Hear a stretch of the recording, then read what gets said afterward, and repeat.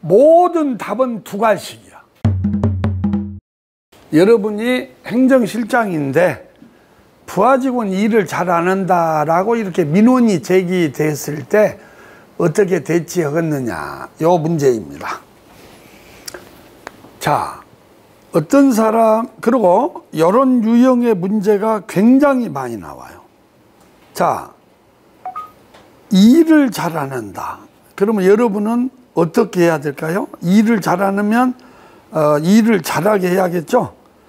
일을 잘하게 한다. 이게 막연한 것 같지만 되게 일을 잘하지 않는 이유가 있어요. 그 사람이 지금 맡고 있는 일이 자기 적성하고 안 맞는 거예요. 그러니까 여기에서 우리가 동원하는 개념은 직무를 다시 깔아줘야 돼. 이런 용어를 직무재분장이라고. 직무재분장은 어떻게 했냐 그러면 칠판을 보면 봐봐, 직원한테 일을 맡기려면 두 가지를 분석을 해야 돼요. 하나는 직무 분석, 그리고 하나는 또 뭐다? 직원 분석. 그래서 이걸 상승작용이 일어나도록, 시너지 효과가 일어나도록 배정을 해줘야 됩니다. 그러니까 우리가 상식적으로 한번 봐봐.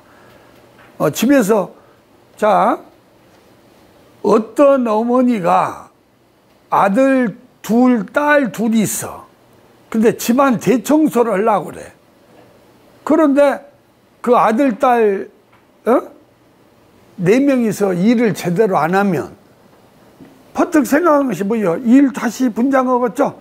야, 요 큰딸 네가 와서 요거 해라. 막내가 이걸 하기가 힘든가 보다. 너 이거 해라. 이런 용어를 뭐라고 한다?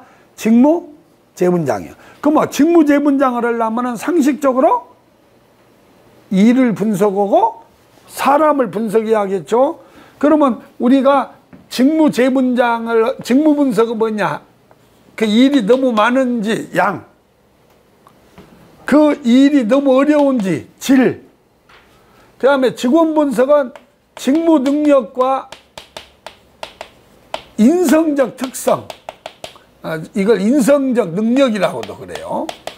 그러니까 우리가 사람을 분석할 때는 항상 두 가지를 분석합니다. 하나는 직무 능력, 하나는 인성적 특성.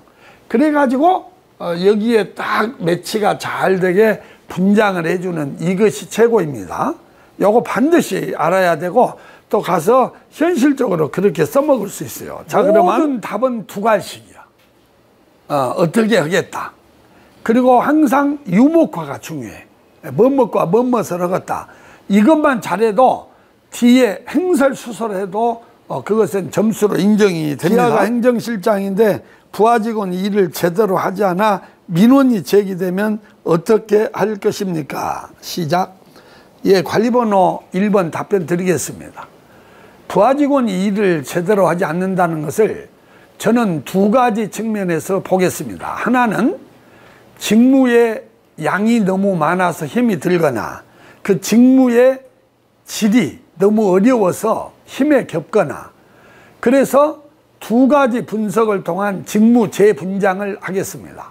하나는 직무 분석이고 하나는 그 일을 하는 직원의 직무 능력과 인성적 특성을 분석을 해서 이것이 잘 매치되도록 일을 부여하면은 그 직원이 신바람 나게 일을 해서 요 민원 문제도 해결이 될 수 있을 것이다, 이렇게 생각을 합니다.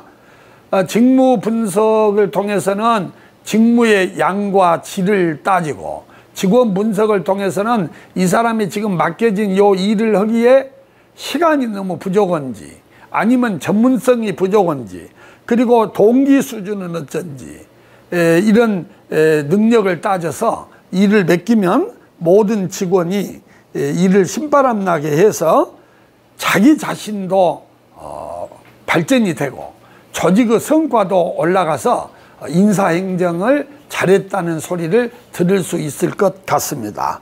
이상 답변을 마치겠습니다.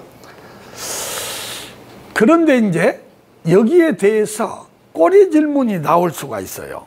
그 꼬리 질문이 예를 들어서 그러면 직무제 분장을 할 수가 없는 경우는 어떻게 했냐? 예, 그럴 때는 현장 훈련을 시키는 거죠. On the job training, 현장 훈련을